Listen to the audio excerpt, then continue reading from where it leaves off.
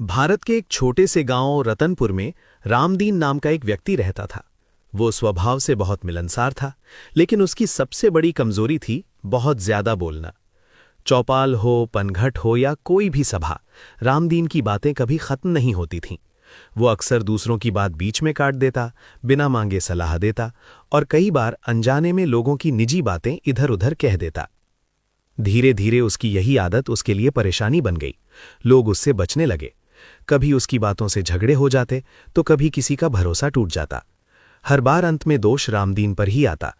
उसे समझ नहीं आता था कि वो तो सबका भला चाहता है, फिर लोग उससे दूर क्यों होते जा रहे हैं। उसका मन हमेशा अशांत रहने लगा। उसी समय गांव के पुराने मंदिर में एक महात्मा आए। वे बहुत कम बोलते थे, लेकिन उनके चेहरे पर गहरी शांति थी। रामदीन अपनी उलझन लेकर उनके पास पहुंचा और बोला कि वो सबके साथ अच्छा व्यवहार करता है, फिर भी उसे सम्मान क्यों नहीं मिलता और मन को शांति क्यों नहीं मिलती। महात्मा मुस्कुराए और बोले कि उसकी समस्या का समाधान उसकी अपनी जुबान के पास ही है। उन्होंने रामदीन को 7 दिनों तक पूर्ण मौन रखने की सलाह दी और कहा कि इन 7 दिनों में चाहे कुछ भी हो जाए, वो एक शब्द भी ना बोले। पहले दिन रामदीन के लिए चुप रहना बेहद कठिन था। हर बात पर बोलने की आदत उसे अंदर ही अंदर बेचैन कर रही थी। दूसरे दिन भी यही हाल रहा। लोगों की बातें सुनकर उसका मन बार बार बीच में बोलने को करता, लेकिन वो खुद को रोक लेता। उसे ऐसा लग रहा था जैसे उसका मन लगातार शोर मचा रहा हो। तीसरे और चौथे दिन कुछ बदलाव आने लगे। जब वो बोल नहीं रहा था तो उसने ध्यान से सुनना और देखना शुरू किया। उसे समझ आने लगा कि कई झगड़े सिर्फ बेवजह की बातों से पैदा होते हैं। उसे अपनी पुरानी गलतियां याद आने लगीं, कैसे उसने बिना सोचे समझे बोलकर कई बार खुद को और दूसरों को नुकसान पहुंचाया था। 5वें और 6ठे दिन रामदीन को भीतर से शांति महसूस होने लगी। अब वो अपने आसपास की छोटी छोटी चीजों को महसूस कर पा रहा था, हवा की सरसराहट, पक्षियों की आवाज और अपने मन की स्थिरता। उसे एहसास हुआ कि वो पहले अपनी ही बातों के शोर में कितना कुछ अनसुना कर देता था। 7वें दिन तक उसका मन पूरी तरह शांत हो चुका था।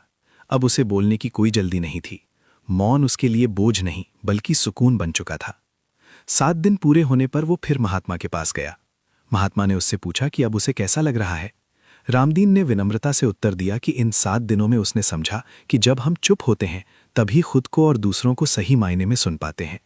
उसने जाना कि ज्यादातर झगड़े सिर्फ इसलिए होते हैं क्योंकि लोग सुनने से ज्यादा बोलने की जल्दी में रहते हैं। इस अनुभव के बाद रामदीन बदल गया। वो पहले की तरह बड़बोला नहीं रहा। वो जरूरत के समय ही बोलता और ध्यान से सुनता। धीरे धीरे लोग फिर से उसका सम्मान करने लगे, क्योंकि अब उसकी बातों में शोर नहीं बल्कि समझ और सच्चाई होती थी। कहानी हमें ये सिखाती है कि मौन केवल चुप रहना नहीं बल्कि एक गहरी शक्ति है। कम और सोच समझकर बोलने से सम्मान बढ़ता है, अनावश्यक बहस से बचने पर मानसिक ऊर्जा बचती है और शांत मन से लिए गए निर्णय जीवन को सही दिशा देते हैं। जैसे गहरा कुआं शांत रहता है लेकिन मीठा पानी देता है, वैसे ही शांत व्यक्ति अपनी शांति से दूसरों को भी सही राह दिखा पाता है। ऐसी ही प्रेरणादायक कहानियां हर दिन सुनने के लिए वीडियो को लाइक, चैनल को सब्सक्राइब और बेल आइकन दबाना ना भूलें।